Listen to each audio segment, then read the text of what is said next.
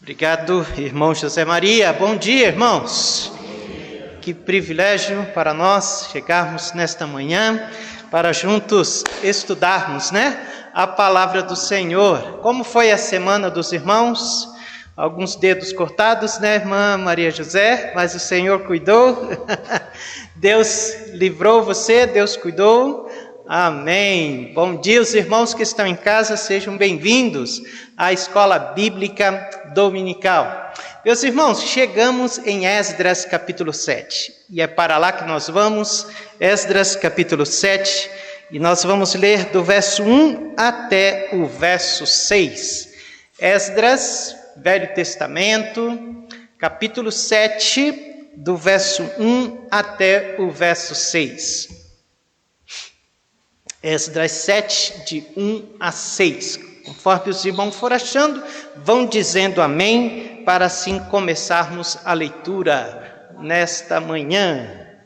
Esdras 7, de 1 a 6. Eu estava com uma caneta aqui, mas não sei aonde. Está aqui. Coloquei. Muito bem. Quantos acharam? Vamos ler, meus irmãos, Esdras capítulo 7, do verso 1 até o verso 6. Diz: E passadas estas coisas, no reinado de Artaxerxes, rei da Pérsia, Esdras, filho de Seraías, filhos de Azarias, filho de Euquias, filho de Salum, filho de Zadoque, filho de Aitube, filho de Amarias, filho de Azarias, filho de Meraiote, filho de Zeraquias, filho de Uzi, filho de Buque, filho de Abissua, filho de Finéias, filho de Eleazar, filho de Arão, o sumo sacerdote. Este Esdras subiu de Babilônia e era escriba hábil na lei de Moisés, que o Senhor, Deus de Israel, tinha dado, e segundo a mão do Senhor seu Deus, que estava sobre ele, o rei lhe deu tudo quanto lhe pedira. Louvado seja o nome do Senhor. Amém? Vamos fazer uma oração. Quero convidar para esta oração nossa irmã Rita. Esteja apresentando, minha irmã, esta aula nas mãos do Senhor. Oremos.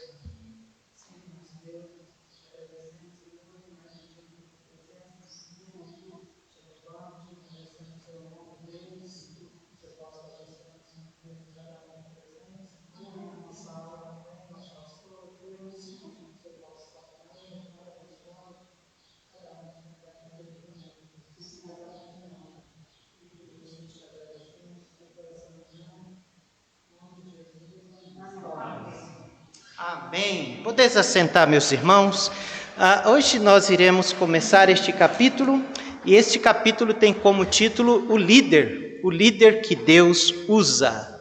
O líder que Deus usa.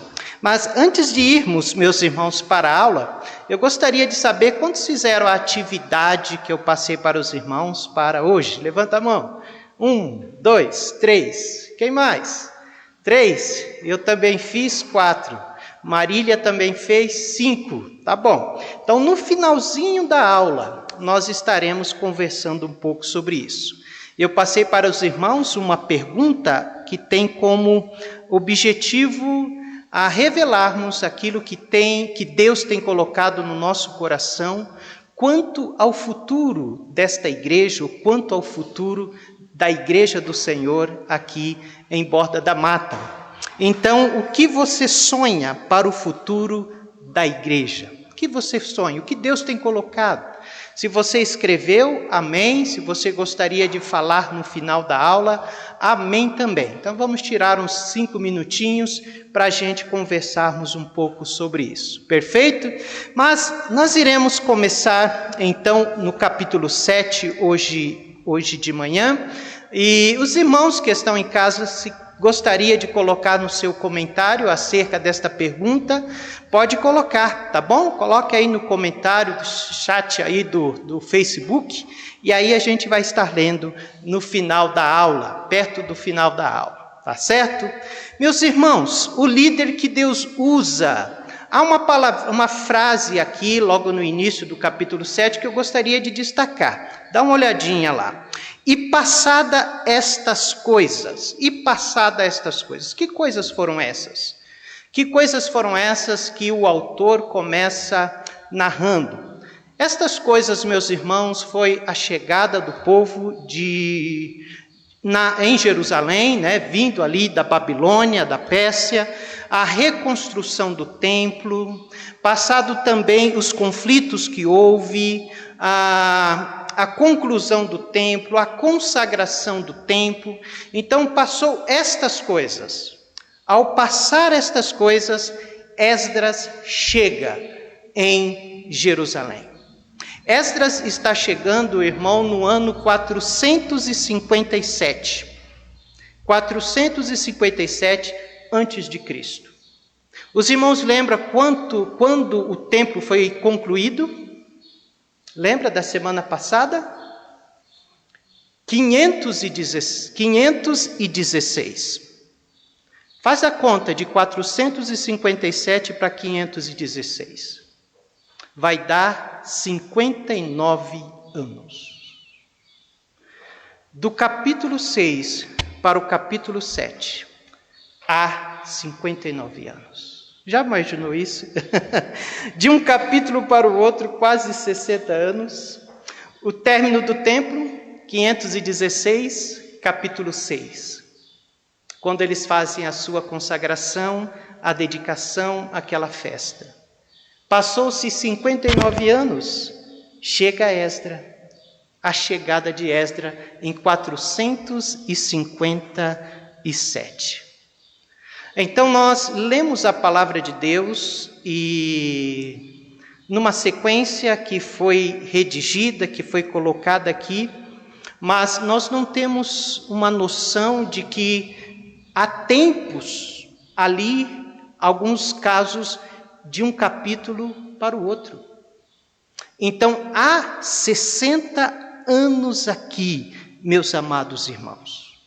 E dentro desses 59, quase 60 anos, o que aconteceu com o povo? Houve lutas intensas com o povo da terra. Neste intervalo, a espiritualidade de Jerusalém, ela caiu bastante. Neste intervalo, irmãos, a fraqueza em relação à fé, aos mandamentos, às leis do Senhor também caiu grandemente. Chegou ao ponto de novamente Jerusalém estar caminhando ou caminhar para a decadência espiritual novamente. E é nesse contexto de que Deus levanta um homem.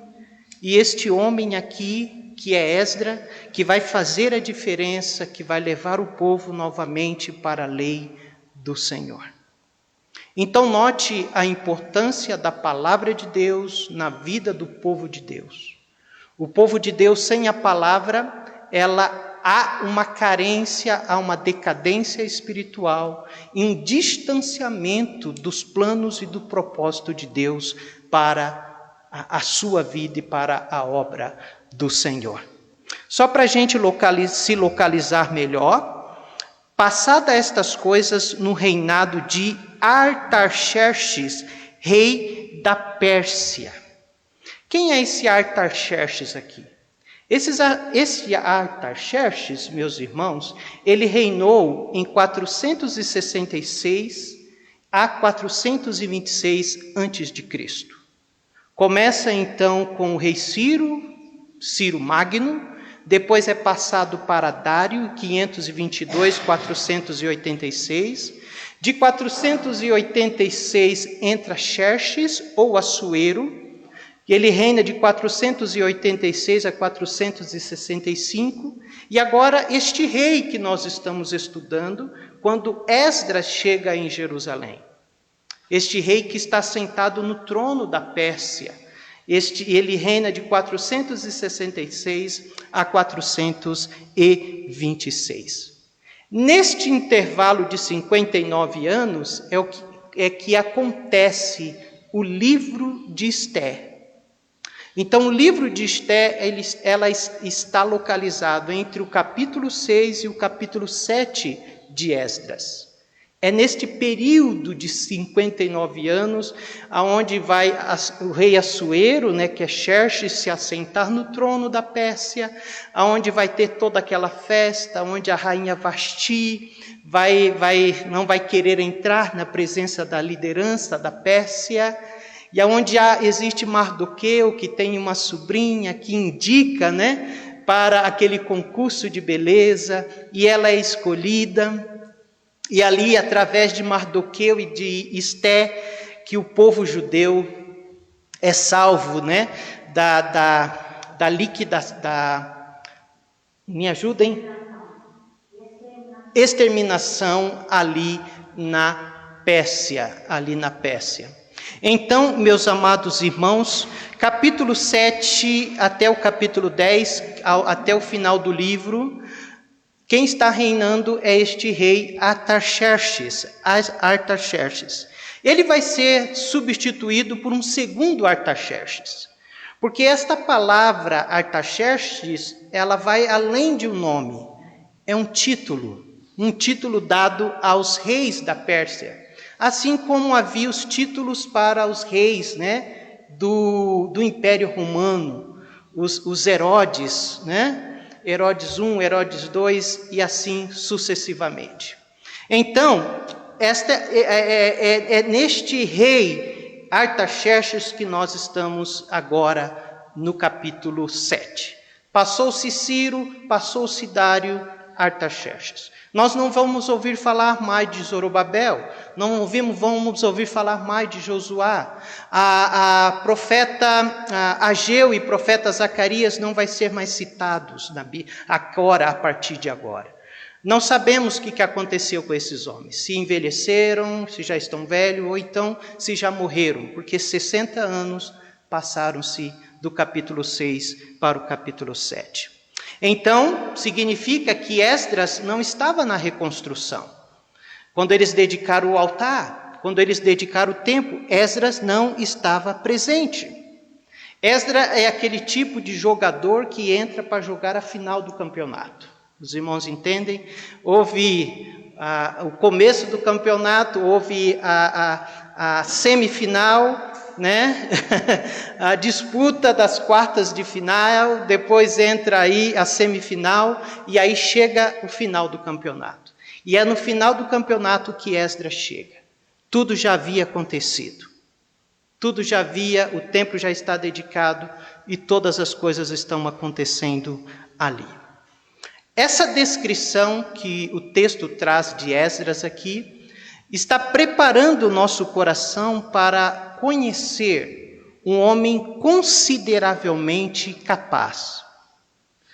Nós vamos conhecer este homem, ele é um homem de suma importância. Não só para o livro, mas para a história de Israel.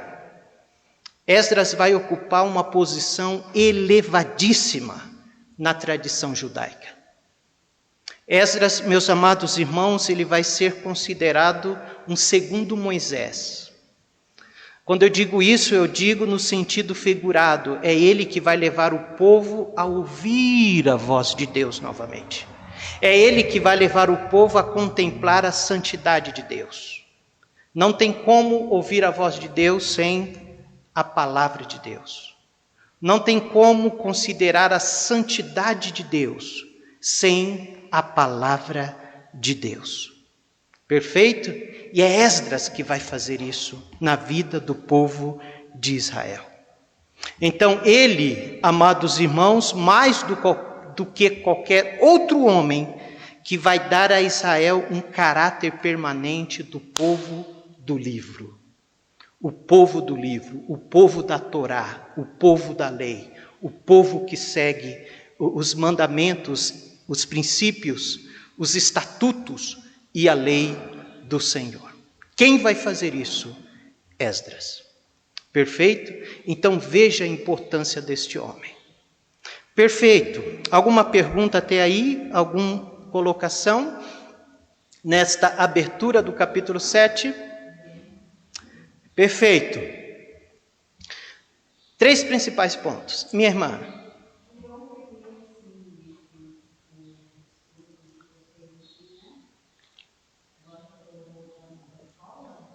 Perfeito.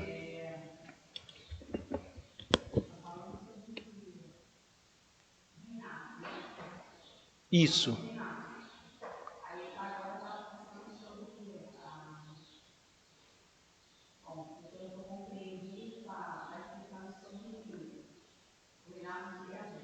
Isso. Ele não é um rei, ele é um escriba que saiu da Babilônia, né? A Babilônia antiga agora está sob o domínio pérsico. Escriba é aqueles que copia a lei, aquele que se dedica ao estudo da lei, é um doutor da lei. Inclusive, é ele que vai fundamentar a ordem dos escribas em Jerusalém, Esdras. Ele chega ali como um primeiro escriba. Então, o povo já havia voltado, já faz 80 anos que o povo já está em Jerusalém, e agora eles já reconstruíram o templo em Jerusalém, que havia sido destruído. Agora chega este homem, que vai trazer uma nova identidade para o povo. E nós vamos ver essa nova identidade. E ele vai focar o seu ministério no estudo da lei do Senhor. Perfeito, meus irmãos? Amém, irmã? Pegou aí o fio da meada? Primeiro, nós vamos dividir esta lição do capítulo 7 hoje em 3 principais pontos. O primeiro ponto, queridos, está aí. Onde repousa a autoridade de Esdras? Onde repousa a sua autoridade? Porque, meus amados irmãos, ele tem uma importância extraordinária. Mas onde repousa a sua autoridade? Da onde veio a sua autoridade? Lá de Arão.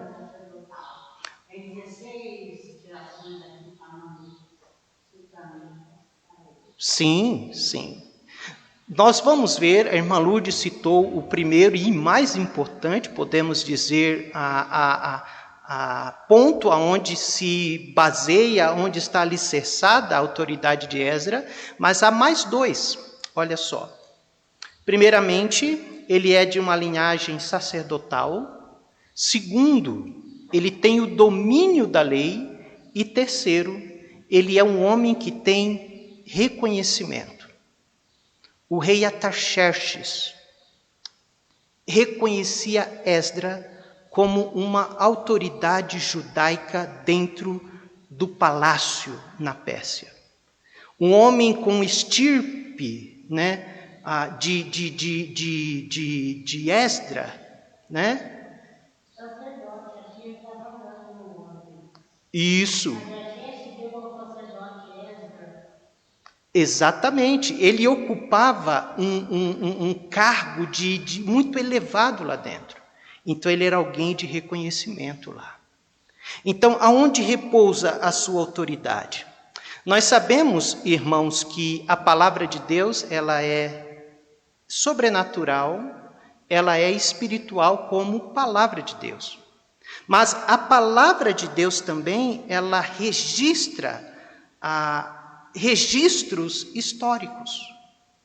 Deus, na sua infinita sabedoria, usou o povo de Israel, obviamente, e agiu no meio deles de forma extraordinária, mas Deus também fez com que este povo registrasse a história deles neste livro sagrado. Então nós vamos encontrar aqui a história, a origem deste povo. E a história de um povo é muito importante. E todo povo conhece a sua história. Ainda mais Israel. Israel, para os seus antepassados, Abraão, esses homens, os patriarcas, isso é de grande importância para a vida deste povo. Até hoje. até hoje. E aqui Esdras começa trazendo, amados irmãos, a sua linhagem sacerdotal. Ele começa dizendo, versículo 6, nós vemos aí a descendência dele, mas no capítulo 5, melhor dizendo, diz: filho de Abissua, filho de Finéias, filho de Eleazer, filho de Arão, o sumo sacerdote. Veja só, amados irmãos, então aqui está representada a autoridade de Esdras, aonde estava alicerçada a sua autoridade. E não é só uma questão de linhagem, nós vemos aqui uma tradição. A tradição da autoridade araônica estava sobre este homem. Ele é descendente, ele é filho de Arão. Ele é descendente do grande sumo sacerdote. Aquilo que Arão recebeu no passado também está sobre Esdras. Ele é filho de Arão. Bom dia, bom dia, bom dia. Irmã Luciana tem trabalho agora. Pode sair com a irmã Luciana, crianças. Vão lá, boa aula para vocês. Deus abençoe. Amém. Obrigado, Vanusa, por trazer os seus sobrinhos.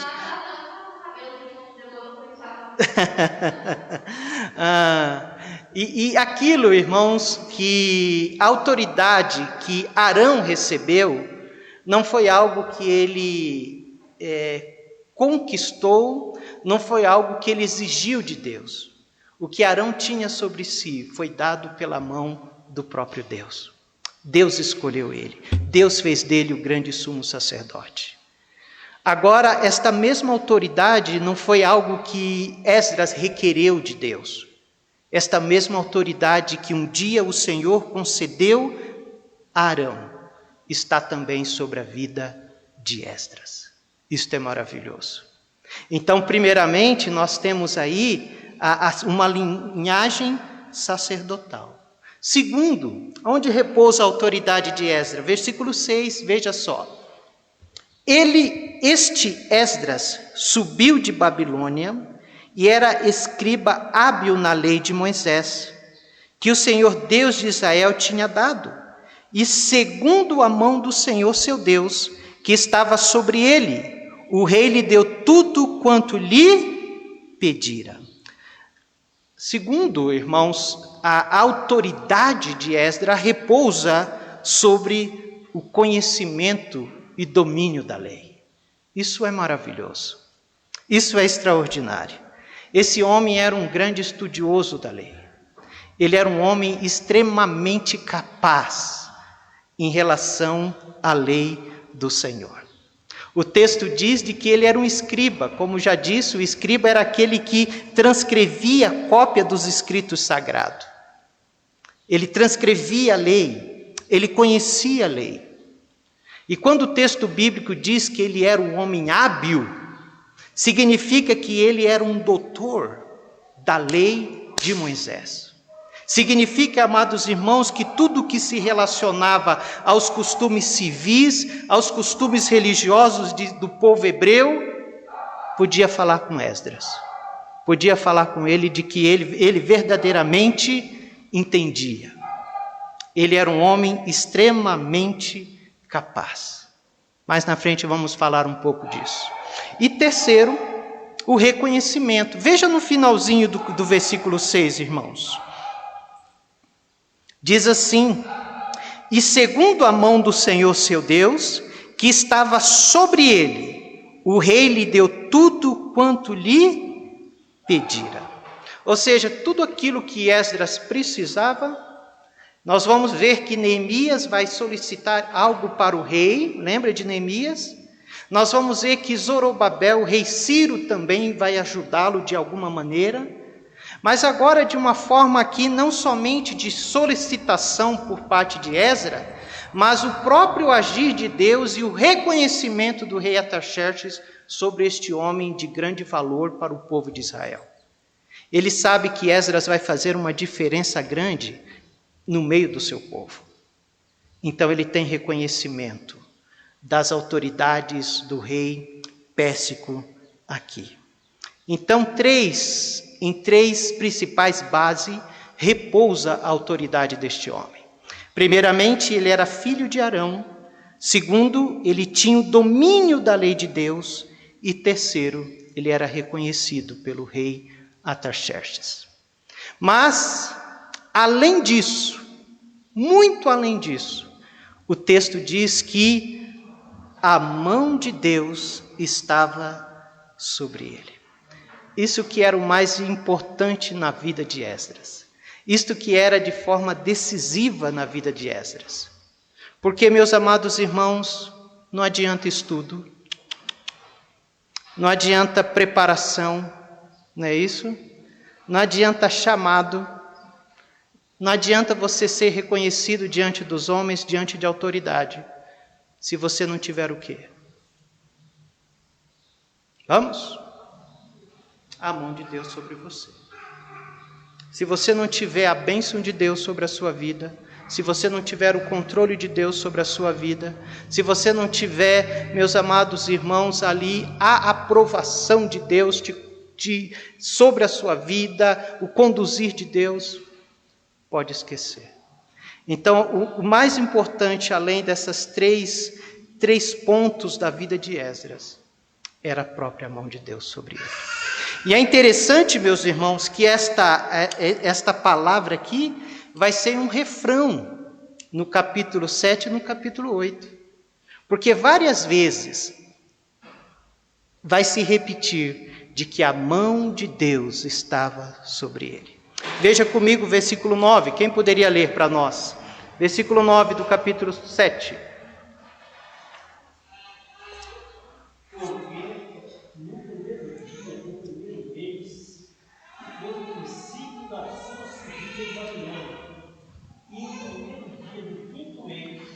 Chegou a Jerusalém, segundo a boa mão do seu Deus sobre ele. Amém. Verso 28. Nós vemos. Quem poderia ler verso 28?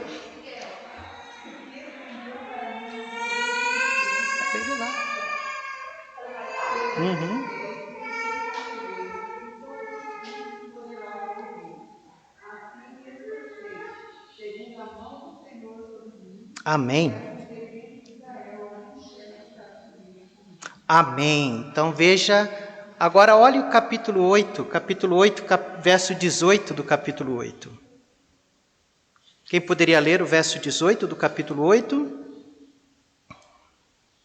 E trouxeram, segundo a boa mão de Deus sobre nós, um homem sábio dos filhos de Mali, filho de Levi, filho de Ismael, a saber, Serebias, com seus filhos e irmãos, 18. Amém. Agora verso 22 e verso 31. Leia para nós, qualquer irmão. 22.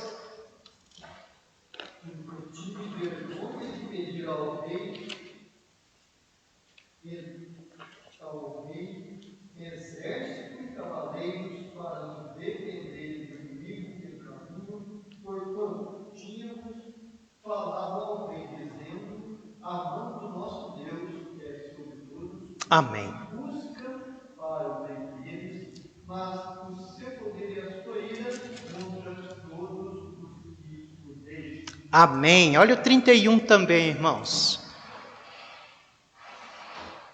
E partimos do rio Abá, no dia 12 do primeiro mês, para irmos a Jerusalém.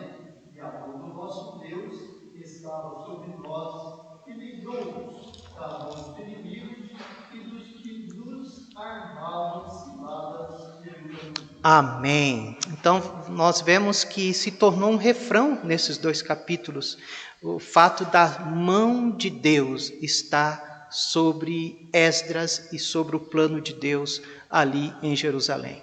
Então, como é importante, irmãos, a gente ter a mão do Senhor sobre nós. Eu lembro de algumas orações do irmão Agenor, e o irmão Agenor sempre cita em suas orações que a boa mão do Senhor esteja sobre a nossa vida, que a boa mão esteja sobre a vida deste irmão. Então eu creio que deve ser também a nossa oração. que nós precisamos da boa mão do Senhor sobre nós. Uma vez que a boa mão do Senhor não está sobre as nossas vidas, meus irmãos, não está aprovando, abençoando as nossas vidas, nós não chegamos a lugar nenhum. Mas quando nós temos a convicção de que nós estamos dentro da vontade do Senhor e que nós podemos contar, sim, com a boa mão sobre nós, as coisas prosperam. Amém? As coisas acontecem, as bênçãos chegam, as lutas também chegam, mas você passa pela luta de forma vitoriosa, de forma forte, uma fortaleza. Você vence, você sofre, mas você sabe de que você está debaixo da boa mão do Senhor. Que Deus nos abençoe. Amém? Segundo ponto, meus irmãos, piedade de Esdras. Nós vamos encontrar de que este homem era um homem piedoso. Por que ele é um homem piedoso? Primeiramente, porque ele tem uma linhagem, né, sacerdotal. Segundo, porque ele é um homem que está em contato constantemente com a lei do Senhor, com a palavra do Senhor. E ele ama a palavra, ele ama o seu povo. E ele é convocado a sair lá da Babilônia para ser bênção ali em Jerusalém. Mas o que vai acontecer é o seguinte: Esdras, meus irmãos, ele vai trazer um novo modelo para Israel. Esdras vai trazer uma nova identidade. E ele vai implantar essa nova identidade no povo. Uma identidade que nós não víamos. E ele vai trazer isso para Israel em Jerusalém, que é o caso aqui. Porque há nestes livros aqui, neste livro de Esdras, alguns ambientes. O que você tem aqui? Você tem os reis pérsicos. Você tem quem mais? Você tem uma liderança. Quem era a liderança? Zorobabel e Jesuá. Você vai ter aqui também os sacerdotes. Lembra dos sacerdotes, aonde eles vão oficializar os sacrifícios? Você vai ter os levitas também. Então você vai ter alguns ambientes, você vai ter algumas, como eu posso dizer, alguns graus de autoridades. Reis, levitas, autoridades políticas, você vai ter sacerdote. Mas note, vamos olhar para a pessoa do sacerdote. O sacerdote, meu irmão, qual é a função de um sacerdote? Olha lá, me ajudem. O sacrifício. O que mais? A função do sacerdote é apresentar o homem diante de Deus. Essa é a função dele. Ele ora pelo povo, o povo traz o sacrifício, ele vai lá e sacrifica aquele sacrifício diante de Deus. O sacerdote, sim, irmão? Também apresentar Deus ao homem. Sim. Mas quem tem mais essa prerrogativa é os profetas. Profetas que traziam a palavra de Deus ao homem, né? E o sumo sacerdote, ele levava as orações do homem, a intercessão do homem, o sacrifício do homem diante de Deus. O sumo sacerdote, meu amado irmãos, ele não está associado à visão bíblica. O sumo sacerdote, ele não tem a função de transmitir a lei.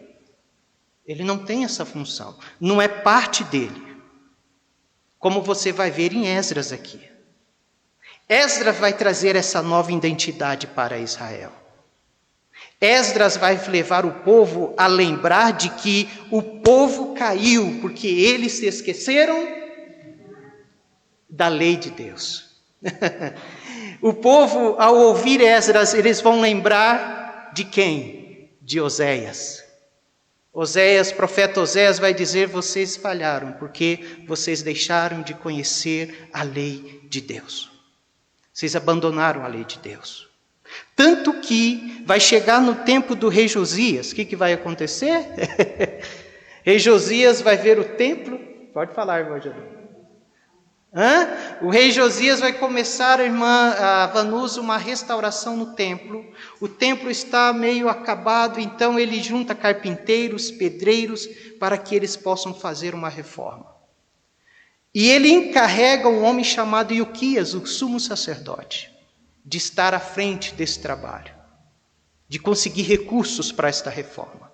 E o que Ilquias encontra dentro do templo, esquecido há muito tempo?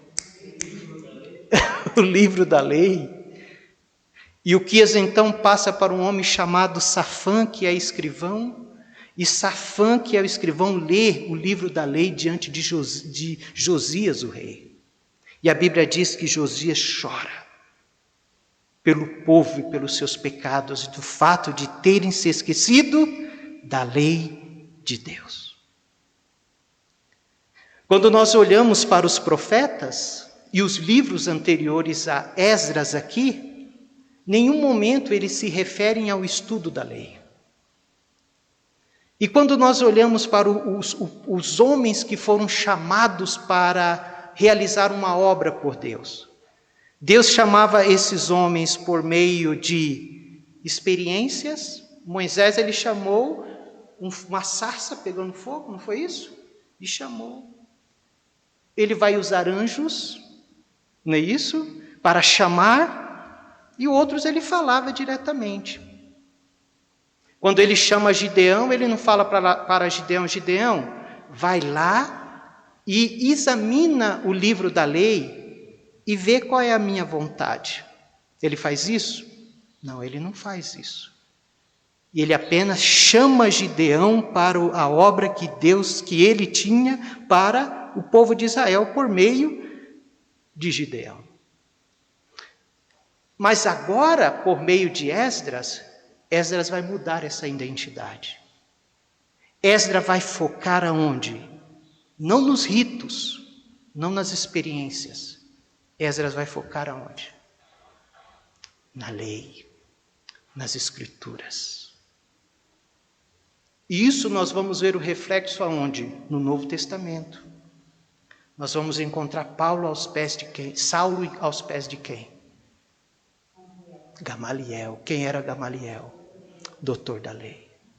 Nós vamos ver o próprio Saulo. Saulo, ele estudou a lei. Ele se dedicava a estudar a lei, a palavra de Deus. Quem trouxe essa nova identidade para Israel? Esdras. O povo deixa de ser um povo da experiência, o povo deixa de ser um povo onde anjos falavam com eles para uma missão maior, para ser um povo que se dedica exclusivamente ao estudo da lei. Isso é maravilhoso. Isso é para nós também. A nossa vida cristã, ela não pode ser baseada em experiências. Ah, pastor, eu tive essa experiência. Experiências é boa, é importante, mas não deve ser a base do nosso relacionamento com Deus.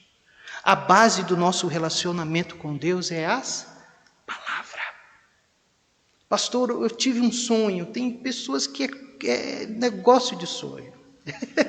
Eu tive um sonho assim, eu tive um sonho assim. Ok, graças a Deus, o sonho foi bom, foi algo bom para você, mas não queira alicerçar os seus pés sobre sonhos e experiências, mas sobre a palavra, aquilo que a palavra de Deus te diz.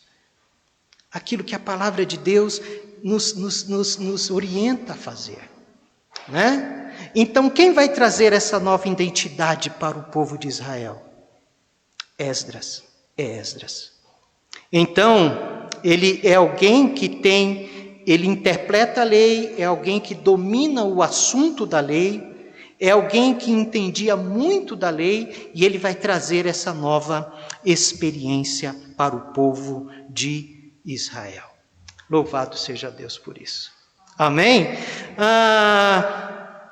Versículo 10 do capítulo 7. O que diz aí? Porque Esdras tinha preparado seu coração para buscar a lei do Senhor e para cumprir e para ensinar a Israel os seus estatutos e os seus direitos. Amém. Então veja que ele tem três principais ações em relação à lei. Primeiramente, ele estuda a lei. Amém? Segundo, ele pratica a lei. E terceiro, ele ensina. Ele foi alguém que se dedicou ao estudo da lei, ele foi alguém que praticou a lei, ele foi alguém que ensina a lei. Quando a palavra de Deus diz que ele era um estudo da lei, que ele estudava a lei, significa que ele, meus amados irmãos, buscou conhecer a Deus. Ele buscou conhecer a mente de Deus. Ele buscou conhecer a vontade de Deus por meio da lei. Quando a palavra de Deus diz que ele pratica a lei, significa que ele colocou a lei como fé e regra da sua vida. A sua conversação, o seu andar, as suas decisões eram mediante as Escrituras. Ele praticou isso em sua vida. Ele cumpriu toda a lei? Não, né? Mas ele buscou a estudar e a praticar. E a outra atitude de Esdras foi ensinar. Ou seja, aquilo que ele aprendeu, ele dispôs a ensinar. Porque ele sabia que a palavra de Deus trouxe diferença na sua vida. E da mesma forma, ele sabe que essa mesma palavra vai trazer diferença na vida do povo de Israel, né? O que acontece nos dias de hoje, infelizmente? Existe muita gente que se dedica a estudar a palavra de Deus. Amém por isso. Glória a Deus por isso. Mas ao passo que ele estuda, infelizmente, ele cai aonde? No praticar, de viver aquilo. Há casos também onde pessoas estudam e praticam, mas ele diz, eu não sei ensinar. Eu não sei passar o que eu sei. Eu sei, eu pratico isso, mas eu não sei ensinar. Ou não sabe, ou não reconhece que ele é um instrumento, que ele tem uma autoridade dada por Deus. Porque uma vez que você sabe, você pratica, você é uma autoridade nisso. Você é alguém que Deus quer usar. Quem Deus vai usar para ensinar, a não ser aquele que estuda e pratica a lei? Né? Ou a palavra de Deus. E aí fica 3 desafios para mim e para você. Primeiro, estudar. Amém? Se dedique, irmãos, a estudar a palavra. Pastor, eu tenho um pouco de preguiça. Meus irmãos, se dedique, tire um tempo. Não tenho muito tempo. O pouco tempo que você tem, se dedica. E os pouco que você for aprendendo, coloque em prática na sua vida. E o terceiro, não menos importante, ensina. Ensina seu filho, ensina seus sobrinhos, Vanusa. Ensina seu esposo, ensina a palavra. Essa foi a função de Esdras. Meus amados irmãos, o que tem acontecido? Né? Nós estamos vivendo um tempo, eu lembro uma vez, uma época na Igreja Batista Bíblica lá em Tariri, que os bancos da igreja estavam cheios de Bíblia. E quando você ia na Bíblia, abria, estava lá o nome daquele irmão. Tinha a Bíblia lá para doar mais ou menos para umas 5 ou 10 igrejas. De tantas Bíblias que as pessoas estavam deixando nos bancos da igreja. E se pessoas têm deixado Bíblia nos bancos da igreja, significa que não estão lendo as suas Bíblias em casa. Talvez os irmãos aqui mais antigos vão lembrar dos acampamentos. Acampamentos que nós fazíamos e lá no acampamento tinha competições bíblicas. Lembra? Espada para o ar. O camarada pegava a Bíblia, em segundos ele abria em Oséias, em Jonas, em Amós, em Joel. Era a prática, a convivência com a palavra, com a lei de Deus. Nós tínhamos no Pará algo chamado Olimpíadas Bíblicas, com jovens. E nós tínhamos jovem lá que decorava 150, 160 versículos. E hoje nós vemos que houve um aumento nos materiais. Hoje o cristão, ele tem acesso a material bíblico no estralar de olhos, de dedos. Mas houve um aumento da oferta. mas nós também não temos visto um crescimento bíblico na vida dos cristãos de hoje. Hoje os cristãos estão vivendo um tempo de experiências, de irem para o culto e viver aquela experiência e chorar e fazer muitas coisas. O louvor tem tomado espaço da palavra. Meus amados irmãos, o que está acontecendo? Euforia da carne. Mas nós precisamos está fugindo as palavras da minha cabeça hoje, de olhar para nós e nós decidirmos verdadeiramente a sermos os Esdras dos dias de hoje. Alguém que se dedica a estudar a palavra, alguém que se dedica a praticar a palavra e alguém que se dedica a ensinar a palavra de Deus. Amém? Qual a importância da palavra, da lei para o povo de Israel? Esdras descobriu isso. A lei para o povo de Israel, meus amados irmãos, ela conectava o povo à aliança de Deus. Está aqui, ó. Será que eu coloquei?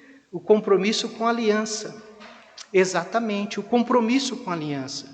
Quando o povo lia a lei, esta lei o conectava, esta lei nutria a aliança que Deus tinha com eles. Conectava eles à aliança de Deus. E é isso, exatamente isso. Quando nós lemos a palavra de Deus, ela nos conecta à aliança feita no sangue de Jesus. Aquilo que Cristo fez por nós, quem vai nos conectar isso é a palavra. E segundo, Esdras descobriu de que a lei é conhecimento aplicado. Conforme você aprende, você vai aplicar na sua vida.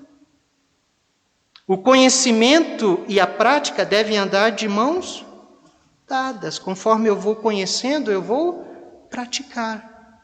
E estas coisas têm que andar de mãos dadas. Amém, meus irmãos? Você tem aprendido a palavra, você tem tirado um tempo, você tem praticado, você tem ensinado. Se você sabe, seja um Esdras nos dias de hoje. Pastor, eu não tenho muita habilidade para ensinar. Deus vai te capacitar. Deus vai te capacitar. O que vai acontecer em Neemias 8? A palavra de Deus não precisa abrir, nós vamos, não é a nossa área de estudo, né? Estamos lendo o livro de Esdras, mas só para os irmãos terem uma ideia, em Neemias 8, Esdras vai convocar o povo, irmã Maria José. E esse povo vai ficar nada mais, nada menos do que 12 horas. Eles vão ficar 12 horas sentados em bancos confortáveis. Eles vão passar 12 horas em pé. Eles vão passar 12 horas em um ambiente com ar-condicionado? Sim ou não? Só no sol. A Bíblia diz que esse povo vai passar 12 horas em pé. E Esdras lendo a lei do Senhor. E 12 horas.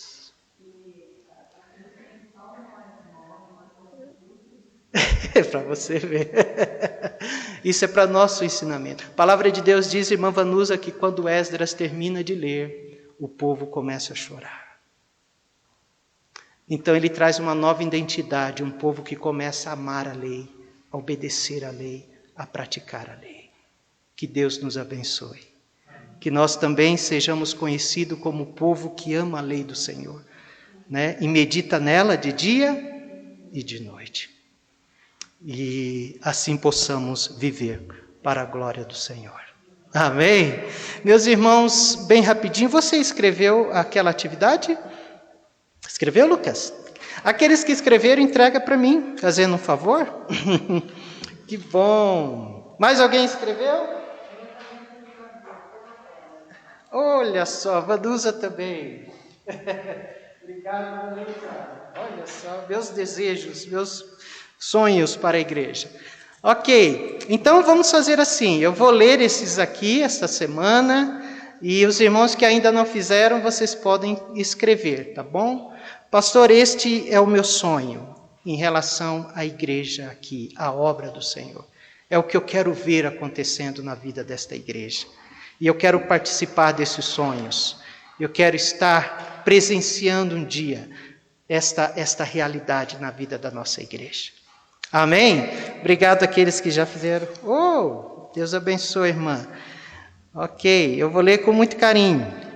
Meus irmãos, sem sonhos e sem projetos, nós caminhamos sem um alvo e sem um objetivo. Mas quando você tem um sonho, algo que Deus colocou no seu coração, nós vamos sentar. Vamos sentar. Como alcançar isto? São algo a curto prazo, é um sonho a curto prazo, algo que você gostaria que acontecesse daqui a alguns meses. Vamos orar sobre isso. Se há algo a longo prazo, pastor, a longo prazo, também vamos começar hoje, para que quando chegar, chegue esse dia de ver concretizado esses sonhos a longo prazo. Amém? Vamos ficar em pé, vamos orar. Soberano Deus, graças te damos pela tua graça, pelo teu cuidado sobre nós. E hoje fomos, ó Pai, despertados para a importância do estudo da tua santa e bendita palavra.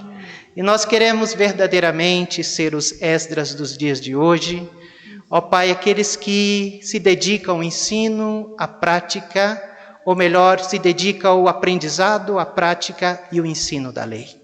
Ó Deus, encha o nosso coração do desejo de amor pela tua santa e bendita palavra. Pai bondoso, rogamos por todos esses irmãos e aqueles que ainda trarão aquilo que Deus tem colocado no seu coração em relação à igreja, em relação ao futuro desse trabalho aqui. E eu tenho certeza de que o Senhor tem algo grandioso e glorioso para esta igreja. Que possamos trabalhar a fim de ver cada um desses planos e projetos realizados para a honra e glória do Senhor. Amém. Pai bondoso, assim oramos, em nome de Jesus. Amém e amém. Irmão José Maria está com a palavra.